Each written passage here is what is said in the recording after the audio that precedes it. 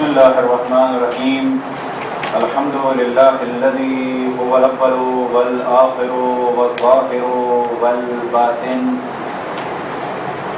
والصلاة والسلام على أشرف الأنبياء والمرسلين سيدنا ومولانا ومقتدانا أبي القاسم محمد اللهم صل على محمد وآل محمد وعلى أهل بيته الطيبين الطاهرين المعصومين سيما بقية الله في الأراضين مهدي المنتظر أرواحنا وأرواح العالمين لتراب محكمه الفداء ولعنة الله على آدائهم ومنكر فضائلهم وغاصب حقوقهم إلى قيام يوم الدين.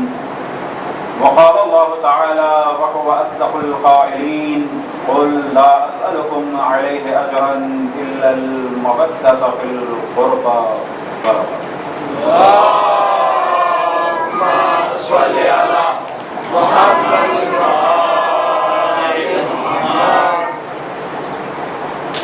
خداوند تبارک و تعالیٰ نے رسول اللہ کی رسالت کی اجرت اہل بیت کی مودت کو قرار دیا، اور ہم لوگوں نے الحمدللہ رسول کی رسالت کی اجرت کو ادا کیا ان کی آل سے مودت اور محبت کے ذریعے سے. دین تو حاصل کیا ہم نے اجرت ادا کر کے، لیکن اس میں شک نہیں کہ اس کے بعد بہت ساری مشکلات ہوئی،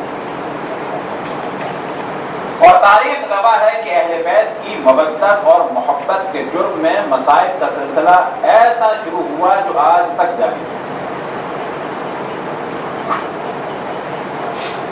ممکن ہے کہ مومنین کے علم میں ہو کہ آج ننگو میں ایک اسپتال جو زیر تعمیر تھا اس میں بم کا دھماکہ ہوا اور تقریباً 15 مومنین شہید. اب یہ کیجیے ممکن ہے کچھ آگے پیچھے بعد میں ہو جائے.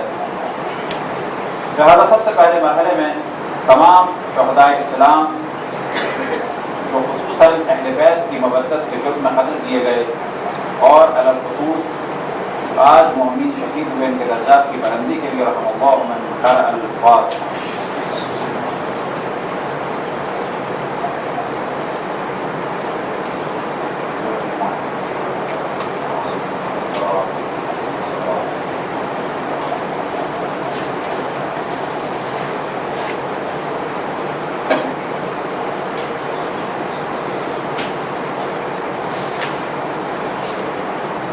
پاکستان کی حد تک کہا جا سکتا ہے کہ پہلا دھماکہ ہے، اور اب یہ سوچنا کہ اس محرم کا یہ آخری ہے نہیں معلوم. کتنے دھماکے ہوتے ہیں، کہاں کہاں ہوتے ہیں، اور کتنے افراد شہید ہوتے ہیں،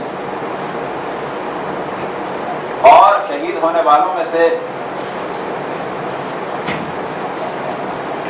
آیا ہم بھی ہیں کہ نہیں، اور یا ہم سے ان کا تعلق ہوگا یا نہیں، اس کا ہمیں علم ہے.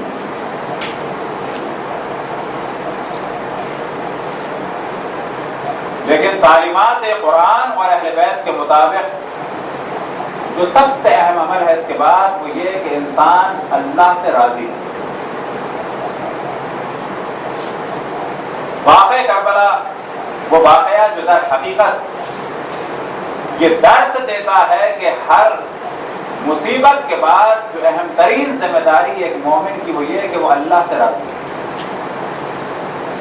کہا جا سکتا ہے کہ اگر کوئی تمام اقوام عالم میں، یعنی جتنے بھی دنیا میں قومیں ہیں اور جتنے بھی ادیان ہیں اور جتنے بھی مذاہب ہیں، ان کے درمیان کون سا ایسا گروہ یا مذہب یا دین ہے کہ جو سب سے زیادہ خدا کی راہ میں جان اور مال اور قربانیاں دینے کا ذکر کرتا ہے، تو جواب ملے گا وہ قوم، وہ گروہ مذہب حقہ شیعہ اثنا عشری. مجالس امام حسین در حقیقت ایک درس ہے کہ جس میں امام حسین کی قربانیوں کے ذکر کے بعد جو دعوت دی جاتی ہے وہ اس جانب کہ دین کے لیے اپنے آپ کو، اپنی آل کو، اپنی اولاد کو، اپنے مال کو قربان کیا جا سکتا ہے۔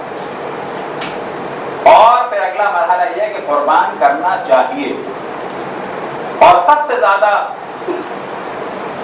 جو اہم چیز وہ یہ کہ اس کام کے لیے اہل بیت نے اپنے آپ کو قربان کیا۔ تو مجالس امام حسین کو در حقیقت اگر ایک اور زاویے سے اور اینگل سے دیکھا جائے تو پتہ چلتا ہے کہ یہ ایک درسگاہ ہے کہ جہاں ہم ذکر کرتے ہیں نہ فقط محرم کے 2.25 مہینے بلکہ پورے سال ہم ذکر کرتے ہیں، کبھی سویم میں، کبھی 40ویں میں، کبھی 10ویں میں، کبھی 20ویں میں، حتیٰ شادیوں میں اور شادی سے متعلق رسوم میں ذکر کرتے ہیں اہل بیت کی قربانیوں میں۔ امام حسین کی قربانی کے بعد جو ایک اہم ترین مرحلہ تھا وہ یہ تھا کہ اس قربانی کو مشہور کرنا، اس قربانی کو پھیلانا۔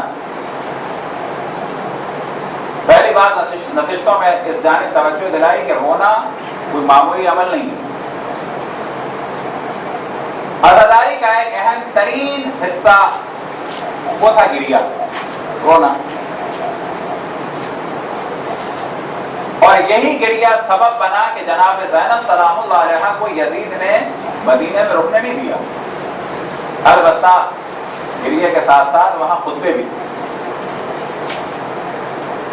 اب تک جو ہم نے تدریجاً گفتگو کی وہ یہاں تک پہنچی کہ امام حسین نے دین کو بچایا، اور امام حسین کا نام آج دین کو بچا رہا ہے۔ عزاداری کے سید الشہداء کی اہمیت کے لیے اتنا کافی ہے کہ رسول اللہ اور ہم ائمہ نے توجہ دلائی، اور اس کی اہمیت کے لیے اتنا کافی ہے کہ ہمارے دشمن سب سے زیادہ عزاداری کے مخالف۔ حمایت اور مخالفت سے خود بخود اہمیت واضح ہو گئی۔ حمایت کس کی جانب سے عزاداری کی؟ رسول اللہ اور ائمہ کی جانب سے۔ مخالفت کس کی جانب سے؟ اللہ رسول کے دشمنوں کی جانب سے۔ بہت واضح ہو گیا کہ یہ خاص نقطہ ہے، پوائنٹ ہے، جہاں پر حمایت کرنے والوں کی بھی حمایت ہے اور مخالفت کرنے والوں کی بھی مخالفت ہے، اسی ایک نقطے کی جانب، اور اس سے قدر و قیمت کا واضح اندازہ ہو جاتا ہے۔ اور یہی وجہ ہے کہ عالم اسلام میں سب سے زیادہ جو اہم واقعہ مشہور ہوا وہ عزاداری کے سید الشہداء کے ذریعے سے مشہور ہوا۔ سوال ہوا بعض دفعہ، جن میں سے ایک سوال خود حضرت آیت اللہ العظمیٰ عبداللہ شیرازی سے سوال ہوا کہ آپ لوگ اتنا کیوں غم امام حسین مناتے ہیں؟ البتہ یہ سوال اور بعض علماء سے بھی ہوا، انہوں نے جواب دیا کہ آپ لوگ کیوں اتنا ذکر کرتے ہیں کربلا کا؟ تو انہوں نے جواب دیا کہ اس کا ذکر ہم اس وجہ سے کرتے ہیں تاکہ جس طریقے سے تم لوگوں نے غدیر کو بھلا دیا، کربلا کو نہ بھلا سکے۔ یہ جواب کوئی سادہ جواب نہیں۔ آج اگر سوال کیا جائے عام مسلمانوں سے غدیر کو جانتے ہو، کیا جواب ملے گا؟ نہیں، جبکہ غدیر خود اہل سنت کیا بھی ہے، یاد رکھیں۔ سوال کیا جائے عاشور کے متعلق تو کیا جواب ملے گا؟ جانتے ہیں؟ اس جاننے کی وجہ کیا ہے؟ عزاداری۔ تو واقعہ کربلا کے بعد اہل بیت نے بہت زیادہ توجہ دی ذکر امام حسین کو ابھارنے، بہت زیادہ توجہ۔ اور پہلے مرحلے میں یہ تحریک چلی کس چیز کے ذریعے سے؟ جو سب سے پہلا مرحلہ ہے واقعہ کربلا کے فوراً بعد یہ تحریک جو چلی دو چیزوں سے، ایک خطبوں سے یعنی خطاب کے ذریعے سے، اور یہ خطبے دیے جناب امام زین العابدین علیہ السلام نے،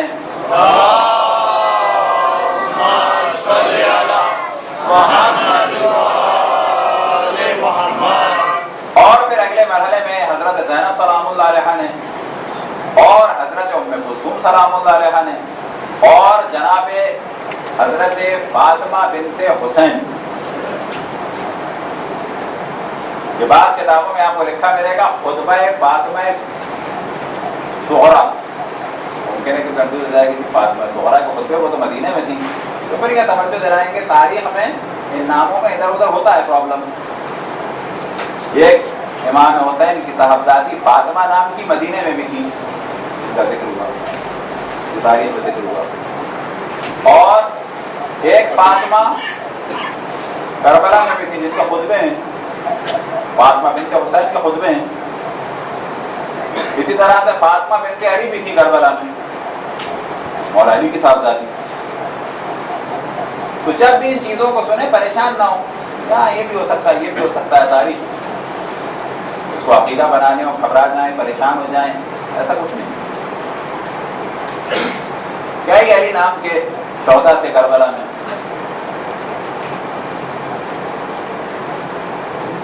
اور نام کے بہت سارے تھے. قاسم نام کے تھے، ان کا انشاءاللہ کل ذکر ہوگا. اور اتفاق سے وہ ایسے مظلوم ہیں، اور حضرت زینب سے خاص ان کا رشتہ ہے، جس کے بعد واقعا افسوس ہوتا ہے کہ ان قاسم کو کیوں نہیں پہچانا. پھر آخر میں یہی بات اگر آئے کہ یہ تو موضوع مشکل ہو گیا، مشکل نہیں ہوگا. بالآخر شہدائے کربلا کے لیے مجلس اگر ان کا ذکر نہ ہو تو کیا ہو. ہمارے اتفاق سے مجالس میں ایک پرابلم جو خصوصاً انڈیا پاکستان میں رہا، تو سب سے زیادہ یہ رہا کہ مجالس امام حسین علم سے نکل کر فن کی صورت میں آ گئی. فن سے کیا مراد؟ خود ایک شعبہ، ایک آرٹ بن گئی. نتیجہ اس کا کیا ہوا کہ پہلے تو یہ عالم تھا کہ علماء بیچارے ممبر پہ آ ہی نہیں پاتے تھے جب تک کوئی بہت زیادہ چیخنے والا نہ ہو. ایسا ماحول بن گیا کہ ایک آدمی اگر 50 سال پڑا ہوا ہے، جبکہ ہونا کیا چاہیے، آپ سے میں سوال کروں، فرض یہ کہ آپ کو مجلس پسند آ گئی ایک ایسے آدمی کی جس کے پاس علم نہیں ہے، بولتا بہت اچھا ہے، ساتھ یہ دوسرا فرض ہے کہ جو ذرا سا حقلا ہے، حقلا سمجھتے ہیں ہم، اس قسم کا بولے حقلا ہے. سوال آپ سے کیا جائے کہ قرآن اور اہل بیت کو اس حقلے سے سمجھا جائے بہتر ہے یا اس جاہل سے سمجھا جائے بہتر ہے؟ کس سے سمجھا جائے؟ لیکن ہمارے معاشرے میں کیا ہو رہا ہے؟ بالکل اس کا اگینسٹ. کہا جائے گا لوگ سیدھے ہیں، لوگ سیدھے نہیں ہیں. اب سوال کیا جائے فزکس پڑھنی ہے، بہت اچھا بولنا جانتا ہے، بچے کو فزکس پڑھانی ہے، بہت اچھا بولنا جانتا ہے ایک ٹیچر، لیکن فزکس میں ماہر نہیں ہے. ایک استاد فزکس میں ماہر ہے لیکن حقلا ہے، کس سے پڑھوائیں گے بچے کو فزکس؟ کیا جواب ہے؟ کس سے؟ اس حقلے سے یا اس جاہل سے؟ پتا چلا کہ بچے کے علم کے مسئلے میں ہم سنسیئر ہیں، لیکن امام حسین کے دین کو سمجھنے کے لیے ہم نے عقل و شعور کا مظاہرہ نہیں کیا. یہ ہمارا پرابلم ہے خود معاشرے کا. اسی طرح بعض دفعہ سوال کیا جائے کہ بچے کو اسکول میں پڑھانے کے لیے دیکھتے ہیں استاد پڑھا لکھا ہے یا نہیں ہے. دین امام حسین کو لینے کے لیے کبھی سوچا جاتا ہے کہ جس سے ہم لے رہے ہیں وہ پڑھا لکھا ہے یا نہیں ہے؟ نہیں سوچا جاتا. یہی وجہ ہے کہ ہمارے یہاں خصوصاً انڈیا پاکستان میں ممبر کا معیار گرتا چلا گیا، اتنا گر گیا کہ یاد رکھیں افغانستان کے مومنین آگے ہیں انڈیا پاکستان سے علمی اعتبار. اور اگر اس ایک چیز کی جانب توجہ رکھیں، جب ہم قوم میں تھے اس وقت بحث ہوتی تھی کہ آیا وہ فن خطابت جو انڈیا پاکستان میں چل رہا ہے اس کو رواج دینا چاہیے، تو ہم مخالف تھے، نہیں دینا چاہیے، ٹوٹل مخالف. کہہ سکتے تھے ہم، لیکن ہم نے کہا کیوں کہ ہم آئندہ 30-40 سال کو دیکھ رہے ہیں. عیسائی، یہودی، ہندو، کنفیوشس، بدھسٹ، جین، تمام دنیا کے پروفیسر، سنیوں میں آ جائیں دیوبندی، بریلوی، اہل حدیث، ہر آدمی ٹو دی پوائنٹ بات کر رہا ہے، سنبھل کے آہستہ آہستہ، جہاں آواز بلند کرنی ہے کر دی، جہاں نہیں کرنی ہے نہیں کی. اور ایک موضوع کو لے کے چل رہا ہے. اگر کہیں شور ہے اول سے لے کے آخر تک اور بلا وجہ اور موضوع میں گفتگو ہی نہیں ہوتی تو وہ ہم اس کے نتیجہ نکلیں گے 40 سال کے بعد. جب آپ کے بچے کہیں گے کہ یہ کیوں اتنا چیخ رہے ہیں، لہٰذا مجلس میں اگر کوئی چینج لانا ہے آئندہ کے لیے اور اپنے قوم کو اپنے بچوں کو آگے بڑھانا ہے تو دیکھنا ہوگا کوئی موضوع ہے یا نہیں اور آخر میں کوئی نتیجہ نکلا یا نہیں. اب یہاں پر یاد رکھیں کبھی یہ بات ہو سکتی ہے کہ کیا موضوع ہے، تو صرف یہاں پر یہ دیکھنا چاہیے کہ یہ موضوع قرآن اور اہل بیت سے ریلیٹڈ ہے یا نہیں بس. اب وہ ممکن ہے کہ تاریخ ہو، ممکن ہے تفسیر ہو، ممکن ہے مناظرہ ہو، ممکن ہے اخلاقیات ہوں، اور ممکن ہے اس کا موضوع تاریخ ہو. تاریخ میں ممکن ہے موضوع خود امام حسین ہو جیسا کہ ہونا چاہیے. غدیر میں کیا بیان ہونا چاہیے، غدیر کے واقعات. مباہلے میں کیا بیان ہو، مباہلہ بیان ہو. ماہ رمضان میں کیا ہو، روزے کے احکام. اور اگر تاریخ میں بیان ہو تو کیا بیان ہو، مولا علی کی تاریخ.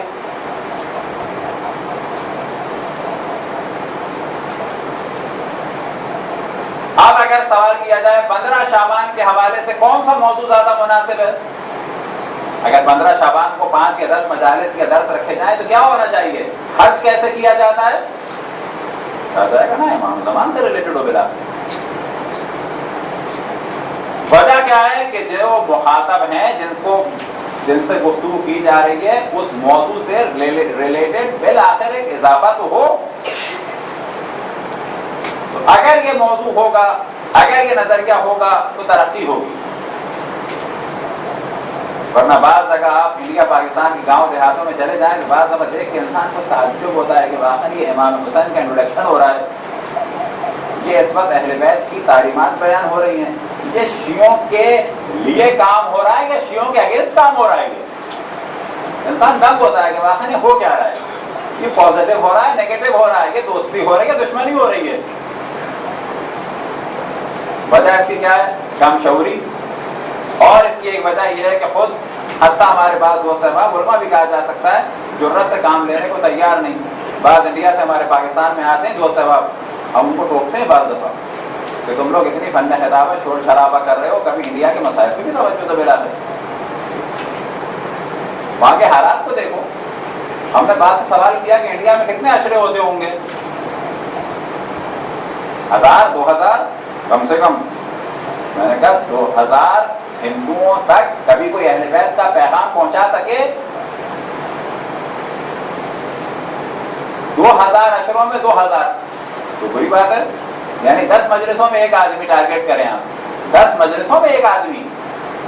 پتہ چلا نہیں، پڑھو گھر میں مجلس ہو رہی ہے، مائک لگا ہوا ہے، شیعہ بھی سن رہا ہے، ہندو بھی سن رہا ہے، سنی بھی سن رہا ہے، لیکن گفتگو ایسی ٹیلی گرافیکل ہو رہی ہے، موضوع سے ہٹ کے ہو رہی ہے کہ ایک جگہ ادھر ہاتھ مارا، ایک جگہ ادھر ہاتھ مارا، بعد میں ایک نقطہ کا سب نے جو ہے وہ نعرہ لگایا، سب خوش ہو گئے. آخر میں ہندو بیچارہ باہر کھڑا ہوا سوچ رہا ہے اس نے کیا ہوا،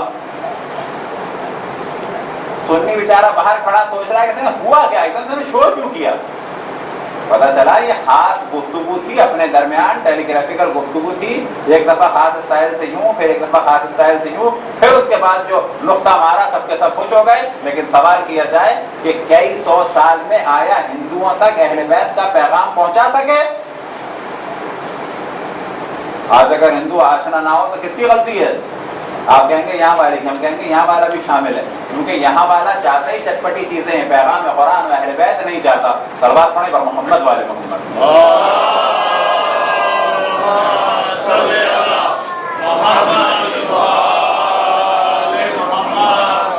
آج نہیں کل آپ دیکھیں گے آپ کی اولادیں، آپ کے بچے کہیں گے یہ کیا بات ہو رہی ہے، یہ ہم کو امپریس نہیں کر پا رہی بات. پروفیسر ایسے بات کرتا ہے، عیسائی ایسے بات کرتا ہے، یہودی ایسے بات کرتا ہے، سنی ایسے بات کرتا ہے، یہ ہمارا والا کیوں اتنا چیخ رہا ہے اول سے آخر تک. آج نہیں کل یہ پرابلم ہوگا.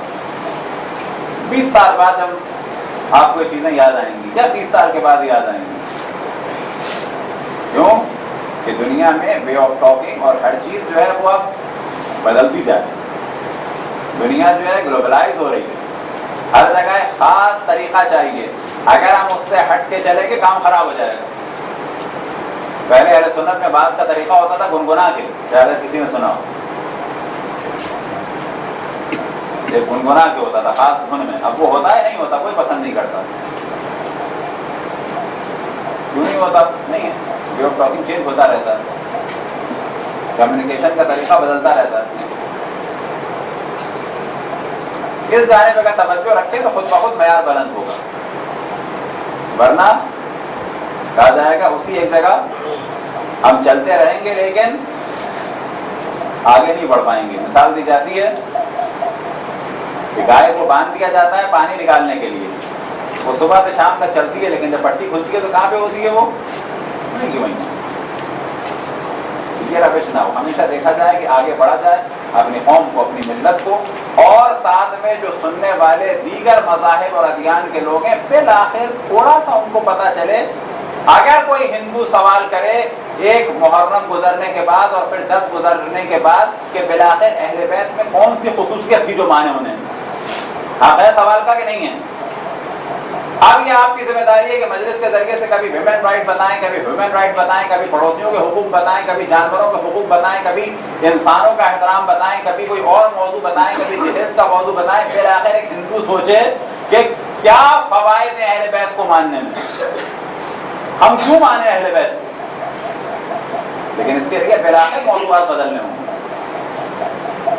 بالآخر اس کے لیے جو ہے وہ اپنا طریقہ بدلنا ہوگا. فرض کریں کہ ابھی یہاں ہم 5 عشرہ رکھتے تھے جانوروں کے حقوق کے بارے میں، تو آپ لوگ مومن کہتے ہیں جانوروں کے حقوق کے بارے میں مولانا گفتگو کر رہے ہیں. سوال کیا جائے کہ آج ساری دنیا والے اس موضوع پر گفتگو کرتے ہیں اور وہ یہ سمجھتے ہیں کہ اسلام نے اس موضوع کو بالکل نیگلیکٹ کیا، تو کیا لازم ہے اس موضوع کو ڈسکس کرنا کہ نہیں ہے؟ بالکل. ابھی آپ سے کہا جائے کہ فلانے ملک میں کانفرنس ہو رہی ہے اینیمل رائٹس کے اوپر اور میں جانا چاہتا ہوں اور خرچہ ہے جانے کا فرض کریں جی 10 لاکھ، اور یہ دینی کام ہے. آپ کہیں گے 10 لاکھ کا خرچہ ہے اور وہاں پر جا کے آپ کیا بتائیں گے؟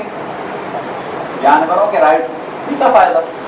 کہا جائے گا ساری دنیا پر یہ امپریشن پڑ رہا ہے کہ ائمہ اہل بیت نے یا اسلام نے یہ موضوع ڈسکس نہیں کیا. بس وہاں جا کر کانفرنس میں جب ائمہ کے نام کے ساتھ بتایا جائے گا کہ آج تم ڈسکس کر رہے ہو اینیمل رائٹس کو، ہمارے ائمہ پہلے ڈسکس کر چکے ہیں، اس کے لیے اگر 10 لاکھ نہیں 1 کروڑ بھی خرچ ہو جائیں تو کہا جائے گا واقعی خدمت ہے. کیونکہ ائمہ کو فقط نہ سمجھے کہ انہوں نے دعائیں بتائی تھیں فقط اور فقط نماز، بلکہ دین جو ہے یہ یونیورسل ہے، ہر چیز ہے اس میں. اب مثال کے طور پہ آپ کے سامنے جملہ کہا جائے مذہب اہل بیت میں تعلیمات اہل بیت کے مطابق اگر آپ نے کوئی جانور پالا ہے تو اس کے لیے کہا جاتا ہے یہ واجب النفقہ ہے. نفقہ سمجھتے ہیں آپ؟ یہ جان بوجھ کے مشکل لفظ کا کیوں کہا؟ فقہ میں استعمال ہوتا ہے. طلاق کے موضوع میں سنا ہوگا نان نفقہ، یا ایسے شوہر کے موضوع میں کہ نان نفقہ کس پہ واجب ہے؟ شوہر پہ واجب ہے. بالکل ایسے ہی فقہ اہل بیت میں کہا جاتا ہے اگر آپ نے جانور پالا ہے تو اس کی حفاظت، اس کو سائے میں رکھنا، اس کی حفاظت کرنا، اس کا نفقہ آپ پر واجب ہے. کھیل نہیں ہے.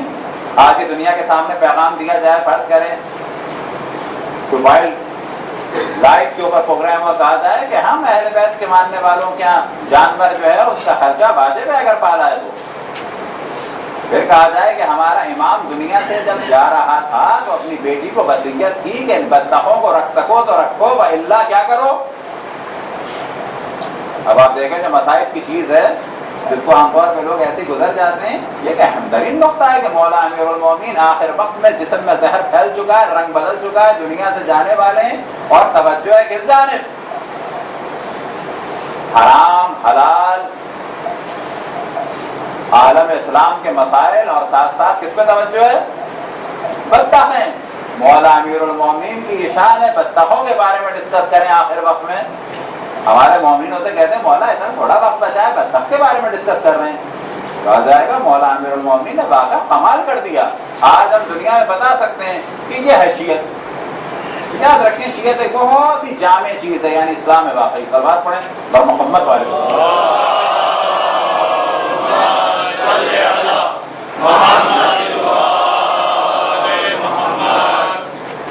ہمارے مولانا زاہد صاحب، مولانا شیخ صاحب ہم تشریف فرمائیں گے، مجھے میرا پوچھائی ہوگی انشاءاللہ معاف فرمائیں گے. صلوات پڑھیں پر محمد والے.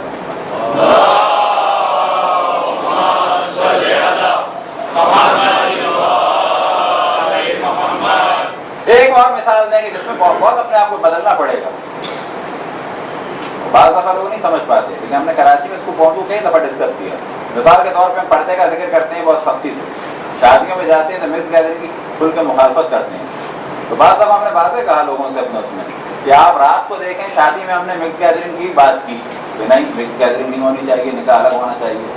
صبح آپ دیکھیں اس وقت 5 بجے کی جی مجلس میں پردے کا موضوع ڈسکس کر رہے ہیں، رات کو آپ ٹی وی پہ دیکھیں کہ جی مولانا بیٹھے ہیں، ادھر ایک عورت بیٹھی ہے سلیپ لیس پہنی ہوئی، ادھر ایک عورت بیٹھی ہے سلیپ لیس پہنی ہوئی، امامے کے ساتھ بیٹھے ہیں ویمن رائٹ ایسوسی ایشن میں۔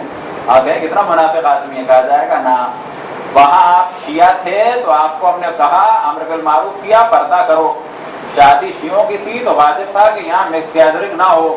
یہاں پر اس وقت کفار ہیں، یہ پردے کو نہیں مانتے، یہاں پر پہلا مرحلہ ہے کہ ہم جا کے بتائیں قال الصادق قال الباقر کہ امام نے کیا فرمایا خواتین کے حقوق کے بارے میں۔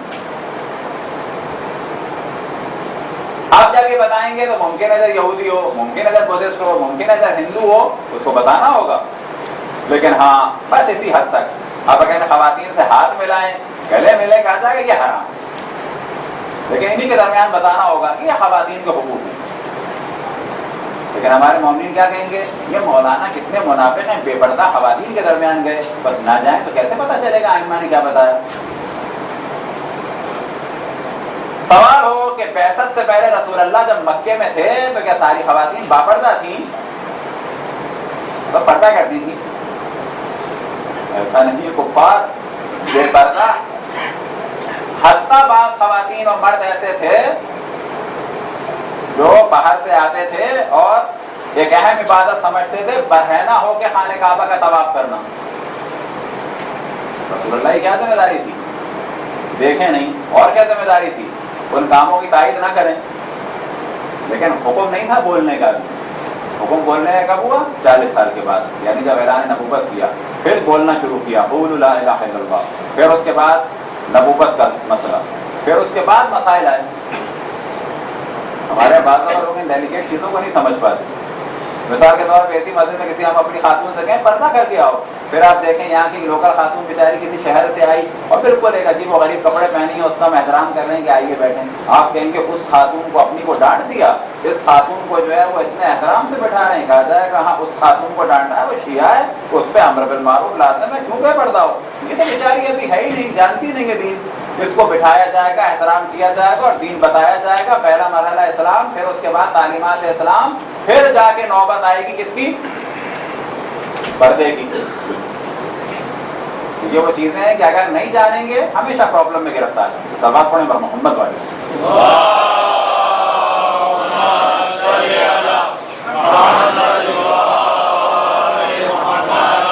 واقعہ کربلا کے بعد جو سب سے اہم چیز تھی وہ کیا تھی؟ خطبات،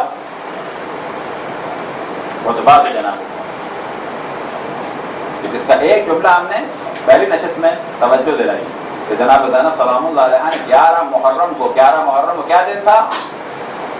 ہفتے کا دن، لیکن جناب زینب نے کیا کہا؟ بے ابی من اسکرہ فی یوم الاثنین نحبا، میں قربان ہو جاؤں اس پر، میرے ماں باپ قربان ہو جائیں اس پر کہ جس کی فوج کو قتل کیا گیا کس دن؟ ہے یار پیر کے دن۔ یہ جناب زینب کی فصاحت و بلاغت کا ایک جانب خطبات۔ اب یہاں ذہن میں رہے کہ جو سب سے اہم خطبات تھے وہ کس کے تھے؟ امام کی موجودگی میں سب سے اہم خطبات تھے کس کے؟ جناب زینب۔ اور اب یہاں سے اس موضوع کو بالکل واضح کیا جائے کہ جو عام طور پر مومنین کے درمیان مشہور نہیں ہے، یاد رکھیں جناب زینب سلام اللہ علیہا فقط اور فقط مولا امیر المومنین رسول اللہ کی نواسی صلی اللہ علیہ وسلم، مولا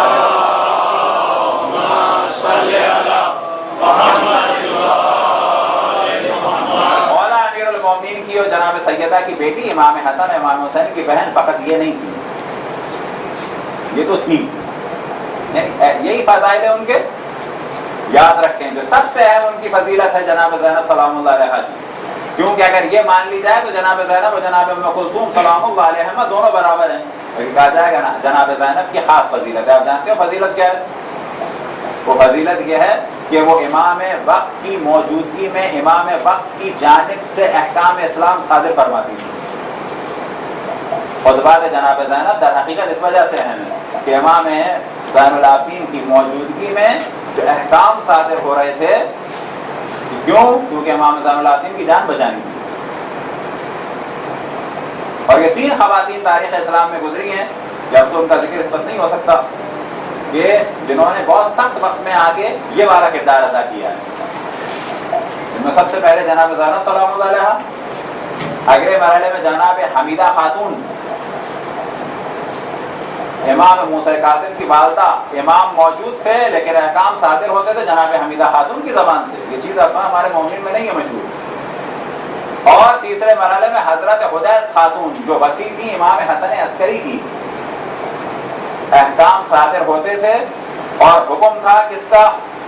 مومنین کو، کہ وہ پناہ لیں کس کے پاس؟ حضرت حدیث خاتون کے پاس. یہ 3 خواتین جن میں سے 2 کا نام تو ہمارے یہاں بالکل ہی نہیں ہے اور وہ اسی چکر میں نہیں ہے. بات مشکل ہو گئی، بات مشکل ہو گئی تو ہو گئی نا. آپ ہم حضرت حمیدہ خاتون کو جانتے ہیں نا، آپ حضرت حدیث خاتون کو. تو یہ جناب زینب کی اہم خصوصیت ہے.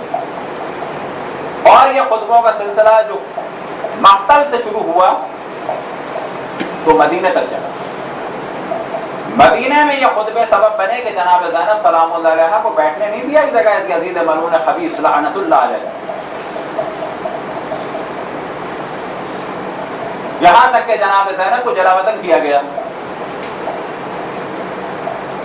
اور ایسا جلا وطن کیا کہ تاریخ میں جناب زینب کی شہادت کا سبب بالکل واضح نہیں. لہذا احتمال دیا جاتا ہے کہ شاید زہر دیا، شاید. وجہ کیا ہے؟ ظاہر ہے دمشق میں لے جا کے جلا وطن کیا تو احتمال یہی ہے، خطبوں کا خوف تھا. یہ خطبے در حقیقت مجالس تھے.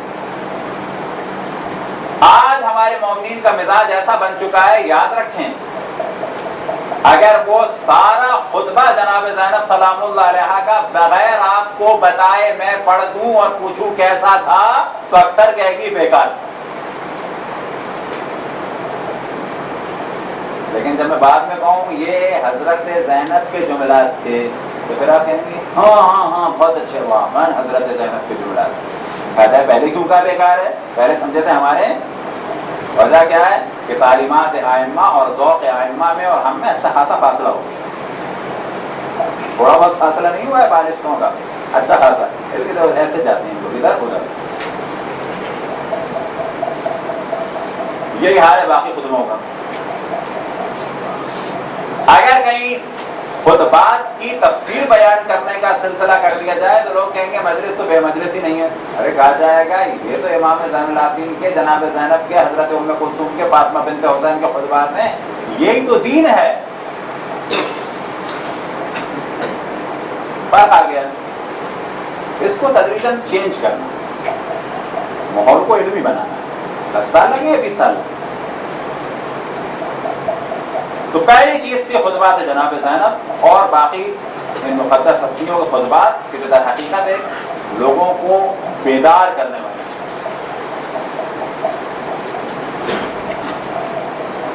ایک عیسائی مورخ کے بقول کہ وہ کہتا ہے میں جناب زینب سلام اللہ علیہ سے بہت زیادہ امپریس ہوں، اور وجہ کیا بیان کرتا ہے. اور اس کے بعد اگر انسان جناب زینب سلام اللہ علیہ کے خطبات کی جانب توجہ کرے تو واقعی کہتا ہے بڑی اس نے ڈیپ بات کی. کہتا ہے تقریر کرنے کے لیے جو ضروری چیزیں ان میں سے ایک یہ کہ انسان بھوکا پیاسا نہ ہو، اور یہ کہ ذہنی اعتبار سے سکون میں ہو، مجمع حامیوں کا ہو. یعنی ایک ایسا بھی شور کر رہے ہوں، مخالف ہوں، ہو سکتی ہے تقریر، بہت مشکل کام. بعد میں وہ کہتا ہے کہ مجھے تعجب ہے زینب بنت علی کے اوپر. اب آپ وہ سارا نقشہ سامنے رکھیں کہ سر سامنے ہیں، کس کے سر؟ امام حسین کا سر. شہداء کے سر سامنے ہیں، اونٹوں پہ سوار ہیں، اونٹوں پہ محملے نہیں ہیں، اور شور ہو رہا ہے. بھوک اور پیاس کا کیا عالم ہے یہ اندازہ لگا سکتے ہیں. کتنا مصائب کا سلسلہ ہے، ذہن کا کیا عالم ہوگا. فزیکلی اگر دیکھا جائے تو اتنے سفر کے بعد کیا عالم ہوگا. لیکن جب اس کے بعد وہ اشارہ کرتی ہیں ایک دفعہ، اس کے بعد گفتگو شروع کرتی ہیں تو لوگ کہتے ہیں ایسا لگ رہا ہے مسجد کوفہ میں علی ابن ابی طالب خطاب کر رہے ہیں.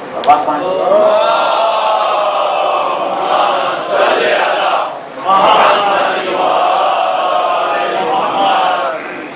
یہاں پر ایک چیز کہی جائے، نہ یہ کہ معاذ اللہ مولا علی و جناب زینب کا مقابلہ کہا جائے، واقعا مولا امیر المومنین نے بھی ایسے میں خطبات نہیں دیے جیسے میں جناب زینب نے خطبہ دیا۔ مسجد کوفہ میں یہ حال نہیں تھا جو دربار کا حال تھا۔ اگر کوئی مولا امیر المومنین سے جناب زینب کا مقابلہ نہیں ہو رہا، جو کچھ جناب زینب نے کیا وہ در حقیقت رسول اللہ مولا امیر المومنین جناب سیدہ کی وجہ سے تھا، لیکن ایسی سچویشن کبھی کسی کے لیے نہیں ہوئی۔ اگلا مرحلہ تھا گریہ۔ گریہ لوگ سمجھتے ہیں فقط ایسے ہی کہ بعض دفعہ ائمہ کے بارے میں توجہ نہیں ہے۔ ایک عام نظریہ مومنین کا یہ ہے کہ ائمہ جیسے کوئی گمنام چیز تھے، جیسے کہ ماشاء اللہ کوئی عام مولوی نہیں ہے۔ امام زین العابدین کی عظمت و جلالت کا یہ عالم تھا کہ بادشاہ پہنچنا چاہتا ہے ملعون حجر اسود کے پاس تو نہیں پہنچ پا رہا۔ امام زین العابدین ایک جوان ہیں، پڑھنا شروع کرتے ہیں تو ایسے راستہ بن رہا ہے حاجیوں کے درمیان جیسے کہ جناب موسیٰ کے لیے دریا سمندر میں راستہ بن رہا ہے، اور پہنچتے ہیں حجر اسود کو چومتے اور واپس آتے ہیں۔ کیا امام زین العابدین ایسے تھے گمنام آدمی کوئی؟ ایسا نہیں ہے، بالکل بالکل غلط فہمی ہے یہ۔ دشمنوں کا بڑا زور تھا، ہاں بالکل تھا۔ یہاں مثال دیتے ہیں اور مثال میں پھر وہ مثال یاد رکھیں کہ مثال سے کبھی بھی یہ مراد نہیں ہوتی کہ جو مثال دے رہے ہیں وہ اور یہ برابر ہیں دونوں۔ مثال کے طور پہ کسی آدمی میں تہمت لگے تو کہا جاتا ہے صبر کرو، لوگوں نے حضرت مریم کو بھی نہیں چھوڑا، تو یہاں یہ نہیں کہا جائے گا کہ یہ کوئی حضرت مریم جیسا تھوڑی ہے، کہا جائے گا یہ نہیں ہے حضرت مریم جیسا، مثال ہے۔ شاہ کے زمانے میں آ گئے بروجردی، یا اگلے مرحلے میں آ گئے امام خمینی، یعنی جو چاہتا شاہ کر سکتا تھا ان کے ساتھ، ایسا ہے۔ اگلی مثال صدام ملعون لعنت اللہ علیہ، خدا لعنت کرے۔ شیعوں کے قاتلوں میں اگر سر فہرست کسی کا نام لکھا جائے تو حجاج بن یوسف کے بعد اگر کسی کا نام آئے گا سر فہرست تو یہ ملعون صدام کا ہے، خدا لعنت کرے تمام دشمنان اہل بیت۔ صدام کے دور میں آغاخوئی کے لیے بڑی مظلومیت تھی، بہت سارے علماء مارے گئے، لیکن کیا خود صدام کے لیے آغاخوئی کے ہاتھ ڈالنا بہت آسان تھا؟ آغاخوئی کے گھر پہ کمانڈو ایکشن بھی ہوا، آغاخوئی کو اٹھا کے زبردستی حتیٰ ایسے کھینچا گیا اور بغداد تک لے جایا گیا۔ بقول آیت اللہ صالح خرسان کہ جو علماء عراق میں سے، ایک دفعہ ایسی میں نے پوچھا کہ سنا ہے بہت آغاخوئی کو بڑی بے دردی کے ساتھ لے جایا گیا۔ جو قم میں اب تک مجھے یاد ہے 4 مردان میں ان سے ایک جگہ ہے وہاں پہ میں نے سوال کیا بازار کے پاس، تو کہنے لگے کہ نعم۔ میں نے کتنے آدمی جو ہے ان سے دفوازہ میں مارے گئے؟ کہنے لگے تقریباً 50,000۔ پھر میں نے سوال کیا کہ سنا ہے آغاخوئی کو بہت بے دردی کے ساتھ لے جایا گیا، البتہ یہ نہیں کہ ہر، لیکن کم سے کم ایک مرحلہ ایسا تھا جب گھر پہ کمانڈو ایکشن، تو ایسے وہ یوں کر کے یوں دیکھنے لگے۔ میں سمجھا کہ شاید کسی کو دیکھ رہے ہیں، ایک دم سے گاڑی گزری ہے۔ کون سی گاڑی تھی؟ جیسے ٹویوٹا آئی ایکس وغیرہ ہوتی ہے، ڈرائیور اور آگے بیٹھنے کی جگہ ہوتی ہے اور پیچھے سامان رکھنے کی، کہنے لگے ایسے میں ڈال کے دیا۔ دشمن تھا وہ، صدام دشمن تھا، لیکن کیا ہاتھ ڈالنا بہت آسان تھا؟ اتنا آسان نہیں تھا۔ وہ کے بعد میں یہ بھی ہے کہ شاید آغاخوئی کو زہر دیا گیا، لیکن کیا صدام کہے گا میں نے زہر دیا؟ ہاتھ ڈالنا آسان تھا نہیں۔ اچھا شیعوں کے علاوہ سنی بھی ریئیکٹ کرتے آخر ان کی شخصیت۔ تو یہ جو آپ کے سامنے مثال دی، ائمہ اہل بیت علیہم السلام ہر دور میں بہت زیادہ پاورفل شخصیت رکھتے تھے۔ امام زین العابدین علیہ السلام کا جو گریہ تھا وہ معمولی چیز نہیں تھی، کسی کمرے میں بیٹھ کے رو رہے ہیں فقط، وہ کمرے میں بھی روتے تھے۔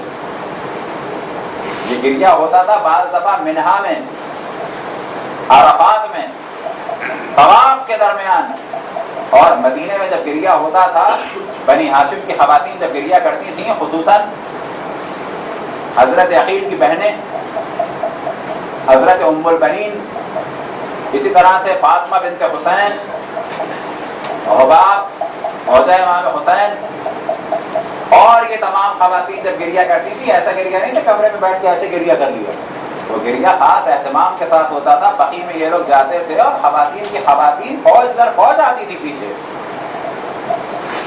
حتیٰ مروان ملعون لعنت اللہ علیہ کے آنسو بہ گئے ایک دفعہ جب جناب ام البنین کا مرثیہ سنا. اس نے ام البنین نے جب گریہ کیا اور مرثیہ کہا تو مروان جیسوں کی آنکھوں سے آنسو بہ گئے. اب یہ گریہ کیا ہے؟ ثواب ہے. اتنا بڑا ثواب، اتنا بڑا ثواب، اتنا بڑا ثواب کوئی حد نہیں آج. لیکن اس دور میں اس گریہ سے کیا ہوا کہ ہر آدمی سوال کرتا تھا کہ گریہ کس لیے ہے، یہ سیاہ کپڑے کس لیے ہیں؟ یہ رسول کی بیٹیاں ہیں، رسول کی نواسیاں ہیں، رسول کے اہل حرم ہیں، حسین کی زوجائیں، حسن کی زوجائیں، علی کی زوجات ہیں، خود مولانا امیر المومنین کی زوجات کی جو اسیر ہوئی تھیں. اور یہ علی ابن ابی طالب کی بیٹیاں ہیں. کیا گریہ ہو رہا ہے؟ کس پہ گریہ ہو رہا ہے؟ حسین ابن علی. یہ اشعار، یہ گریہ، یہ چیزیں سبب بنی کہ یزید پھر کے رہے گا. یزید بالآخر ایک بادشاہ تھا اور ساتھ میں اس کو خلیفہ کا مقام دیا گیا تھا. اگر یہ گریہ نہ ہوتا، اگر یہ نوحے نہ ہوتے، اگر یہ مرثیے نہ ہوتے، اگر یہ ماتم نہ ہوتا، اگر یہ سوز و سلام و سیاہ کپڑے اور پرچم و تابوت و علم یہ ساری چیزیں نہ ہوتی تو یزید کا وہی احترام ہوتا جو اس سے پہلے والوں کا تھا. حتیٰ آپ کہیں کہ اس کے باپ کا کیوں نہیں ہوا تو باپ کا بھی اسی وجہ سے نہیں ہوا کیونکہ یزید کا نہیں ہوا. اب آپ تصور کریں کہ گریہ کتنی عظیم چیز ہے، یہ ماتم کتنی عظیم چیز ہے، سیاہ کپڑے کتنی عظیم چیز ہے. یہ پورا سسٹم چل رہا ہے جو کل آپ کی توجہ دلائی کہ سیاہ کپڑے بانٹنا، سیاہ کپڑے ظاہر کرنا اور شہر کے رنگ کو بدل دینا. شہر کے رنگ کو بدل دینے سے کیا ہو رہا ہے؟ آپ کہیں یورپ میں مثال کے طور پہ آپ 2000 لوگ ہیں، بہترین عبادت یہ ہے کہ کہیں کہیں سیاہ پرچم لگائے. بہترین عبادت ہے سیاہ پینفلیکس ہوں، سیاہ چیزیں ہوں، سیاہ کپڑے ہوں. بالآخر لوگ سوچیں کیا ہوا. جس طرح گوگل والے وہ بدلتے ہیں خاص تاریخ میں تو ذہن میں آتا ہے کہ نہیں آتا.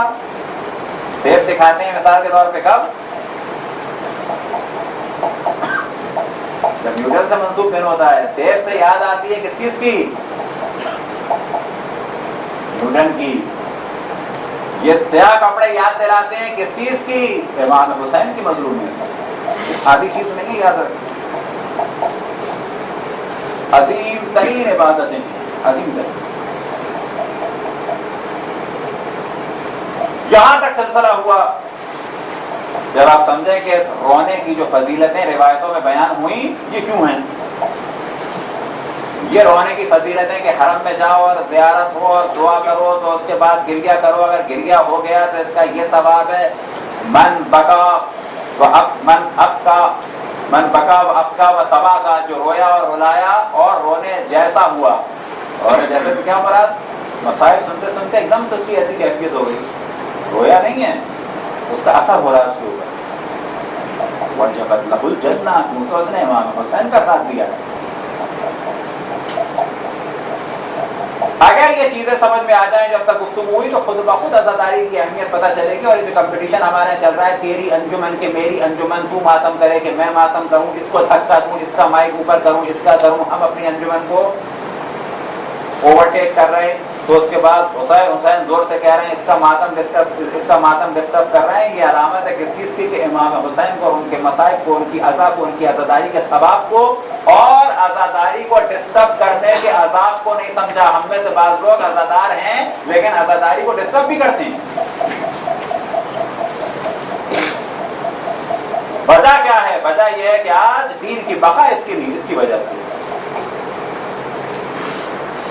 کس کی وجہ سے؟ کوئی سادی چیز نہیں ہے یہ پوری دنیا میں کسی کے پاس نہیں. ایک وصیت نامہ ہے آغا مرشی نجفی کا کہ اردو میں بھی چھپ چکا ہے. مولانا کے پاس بھی ہوگا ورنہ ہی انٹرنیٹ سے ادھر سے پاکستان میں چھپا ہوا آ سکتا ہے. آغا مرشی اپنے رومال کے بارے میں بھی وصیت فرماتے ہیں. وہ رومال جو میں امام حسین اور اپنے اجداد مظلومین کے گریے کے لیے استعمال کرتا ہوں. کون آغا مرشی؟ کہ جن کی خدمات اتنی ہیں کہ پورے عالم تشیع میں آج شاید اتنا بڑا کتاب خانہ جو انہوں نے بنایا اور بڑی بڑی خدمات انجام دی، کوئی کہتے ہیں شاید میری بخشش کا وہ سبب بن جائے. وہ رومال کے اندر کیا ہے؟ کچھ ہے ایسے جھاڑنے کچھ ہے؟ کچھ نہیں، رومال دھلتا بھی ہے، لیکن ان آنسوؤں کا اثر ایسا ہے کہ رومال دھلنے کے باوجود بھی وہ فرماتے ہیں کہ میرے سینے پہ رکھ دینا، شاید میری بخشش کا سبب ہو جائے۔ وجہ کیا ہے کہ یہ حسین وہ کہ جس نے اپنا سب کچھ قربان کر دیا، اور وہ اصحاب کہ جنہوں نے اپنے آپ کو حسین پہ سے قربان کر دیا۔ آج کہنے والا دن منسوب ہے ایسی ہستی سے کہ جو بظاہر باغی تھا، وہ سبب بنا کہ امام حسین اس جانب پہنچے۔ کون؟ جناب حر۔ کل اگر موقع ملا تو بالکل ایک ایسا ہی شخص جو جناب حر کی طرح سے تھا، دو افراد ایسے ہیں کہ جو ایک سے حالات تھے، ایک سے واقعات تھے، ایک سی معلومات تھی، ایک سے تقریباً درجات تھے، اور دونوں یہ جانتے تھے کہ امام حسین کا ساتھ دینا ضروری اور دشمن کا ساتھ دینا جہنم ہے، لیکن ایک جنت کی جانب گیا اور ایک جہنم کی جانب گیا، ایک ہمیشہ کے لیے سلام اللہ علیہ ہو گیا اور ایک ہمیشہ کے لیے لعنت اللہ علیہ ہو گیا۔ کون؟ جو سلام اللہ علیہ ہو گئے وہ حضرت حر، اور جو لعنت اللہ علیہ ہو گیا کون؟ عمر ابن سعد ابن ابی وقاص۔ اس کے بارے میں کب زندگی رہی تو گفتگو ہوگی، یاد رکھیں یہ امام حسین کو شہید نہیں کرنا چاہتا تھا۔ دنیا کی محبت سبب بنی کہ یہ گرفتار ہوتا چلا گیا، دلدل میں دھستا چلا گیا، دھستا چلا گیا، دھستا چلا گیا۔ ایک وقت آیا کہ امام حسین نے پانی جمع کرنے کا حکم دیا منزل شراب سے، اور اتنا پانی بھرا گیا، اتنا پانی بھرا گیا کہ اس کا اندازہ اگر لگانا ہو تو اس سے لگایا جا سکتا ہے کہ جناب حر کی 1000 کی فوج اور 1000 کی فوج کے ساتھ جو جانور تھے ان سب نے سیراب ہو کے پانی پیا، اور امام کا حکم یہ تھا کہ جب تک جانور بھی، ایک جگہ بیان ہوا جو خود ہم نے دیکھا کہ امام نے کیا حکم دیا،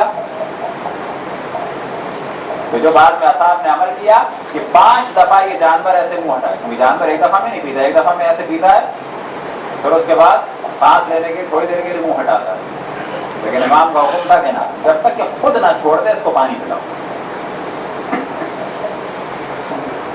وادی شراب سے پانی کو بھرا گیا، اور ذو حسن میں جب حر نے راستہ روکا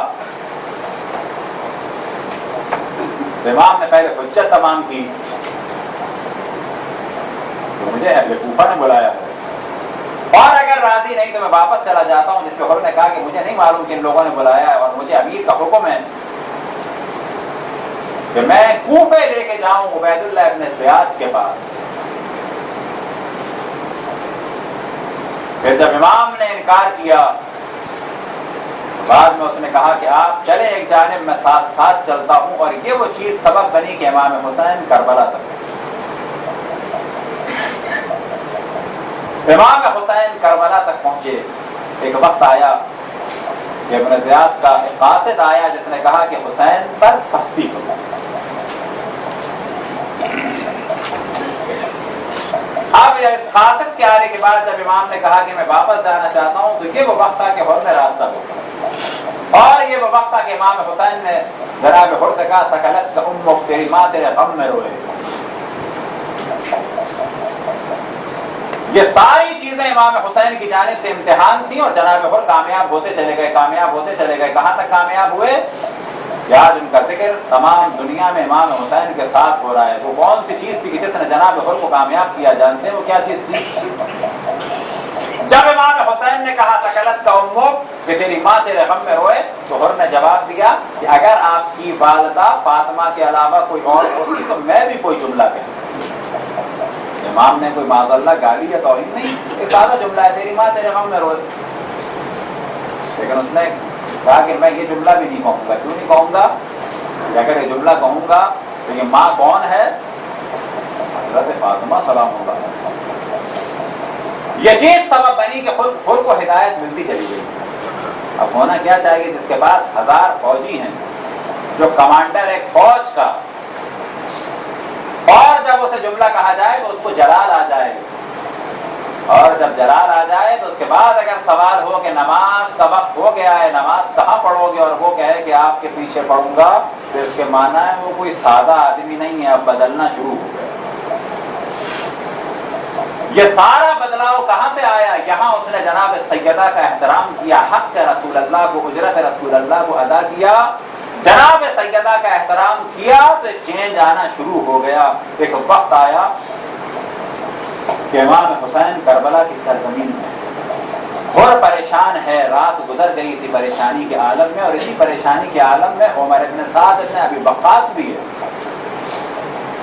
ایک وقت آیا کہ صبح عاشور نمودار ہوئی، فوجیں تیار ہوئی، لشکر تیار ہوئے، تو حر نے جا کے عمر سعد سے سوال کیا کیا حسین ابن علی سے جنگ ہوگی؟ تو عمر سعد نے جواب دیا ہاں جنگ ہوگی، اور کم ترین جنگ یہ ہوگی کہ سر تن سے جدا ہو کے اڑیں گے۔ ایک وقت آیا کہ جناب حر کا ایک دوست تھا جس کا نام بھی یزید تھا، وہ کہتا ہے کہ میں نے حر کا عجب عالم دیکھا۔ ایک وقت آیا کہ جناب حر نے سوال کیا کہ تم نے اپنے گھوڑے کو پانی پلایا ہے، اگر نہیں پلایا تو میں پلا کے لاؤں؟ تو کہتا ہے کہ عجب اس کا حال تھا، رنگ بدلا ہوا تھا، میں نے کبھی بھی حر کو جیسے شجاع کو اس عالم میں نہیں دیکھا، لیکن اگر میں جانتا کہ حر حسین ابن علی کے پاس جائے گا تو شاید میں بھی چلا جاؤں۔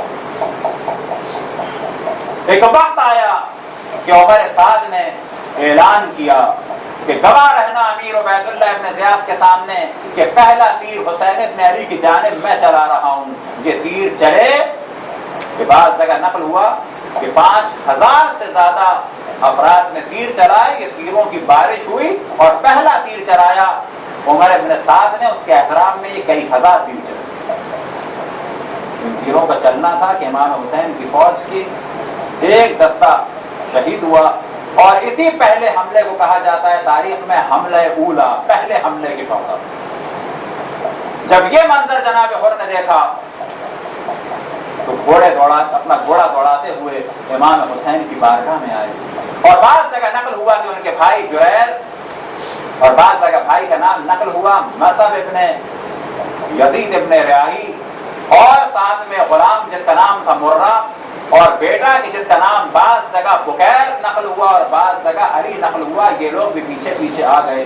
ایک وقت آیا کہ جناب حر امام حسین کی خدمت میں آئے، اور بعض مورخین نے احتمال دیا کہ شاید اپنا چہرہ ندامت کی وجہ سے چھپایا ہوا تھا، لیکن جب گھوڑے پہ سوار تھے تو ہاتھ کو اپنے سر پہ رکھا ہوا تھا۔ یہ علامت تھی کس چیز کی؟ یہ علامت تھی پشیمانی کی۔ امام حسین کے پاس آئے، سر جھکا ہوا ہے، تو امام حسین نے سوال کیا کہ تم کون ہو، سر اٹھاؤ، تو جواب دیا جناب حر نے کہ میں وہی ہوں کہ جس نے آپ کو اور آپ کے گھر والوں کو یہاں تک پہنچایا، میں حر ابن یزید ریاحی ہوں۔ امام نے کہا کہ سر کو بلند کرو۔ بعض جگہ نقل ہوا کہ جناب حر نے امام حسین کے قدموں کو چوما، گر گئے، امام حسین نے اٹھا کے اپنی آغوش سے لگایا، اور اس کے بعد جناب حر نے سوال کیا کہ اللہ مجھے معاف کرے گا، میری توبہ قبول ہوگی؟ تو امام نے بشارت دی کہ خدا نے تمہاری توبہ قبول کی۔ ابھی نقل ہوا کہ جناب حر یہ چاہتے تھے کہ میں نے وہ جرم کیا ہے کہ توبہ قبول ہو جائے تو ہو جائے، لیکن میں اس عالم میں دنیا سے جاؤں کہ میرے سینے پہ غم کا داغ ہو۔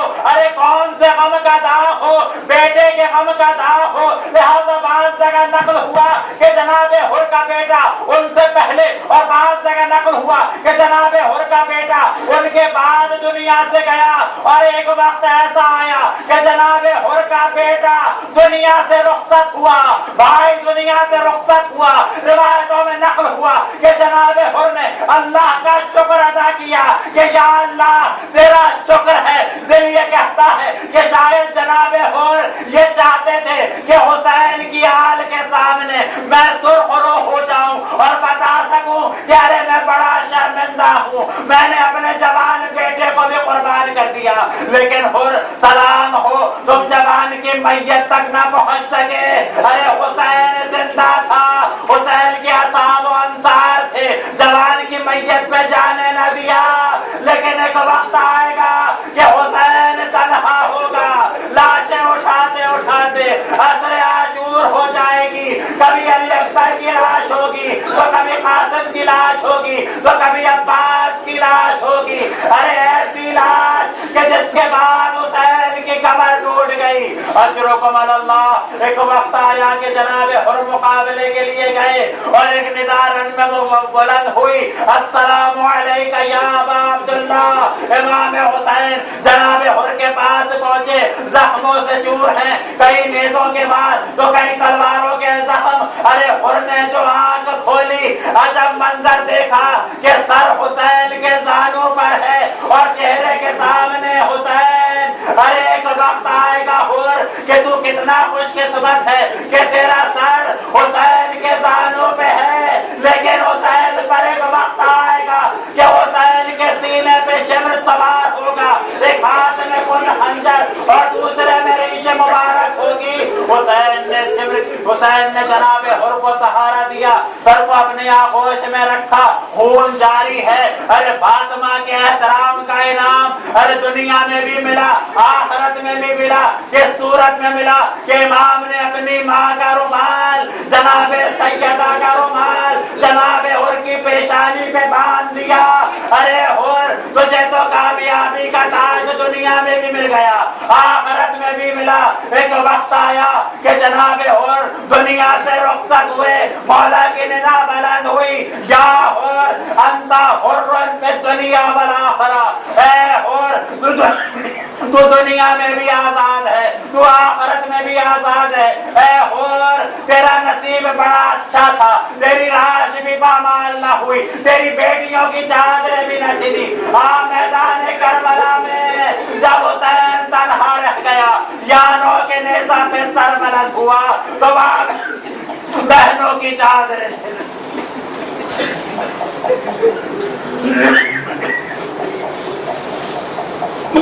اجرکم اللہ. یا اللہ جس نے رسول اللہ جناب سیدہ اور ائمہ پر ظلم کیا ان سب پہ لعنت فرما, جو ظلم شریف سے جس نے ظلم کے لیے راہوں کو ہموار کیا ان سب پہ لعنت فرما. تمام عزاداران سید الشہداء خصوصاً عراق اور پاکستان میں حفاظت فرما. ہمارے دشمنوں کو آپس میں مشغول فرما, ہمارے دشمنوں کی سازشوں کو ان کی جانب پلٹا دے. امام کے ظہور میں تعجیل فرما, ہم سب کو ان کے اصحاب اور انصار میں شامل فرما. ربنا تقبل منا انك انت السميع العليم. ماتم حسین.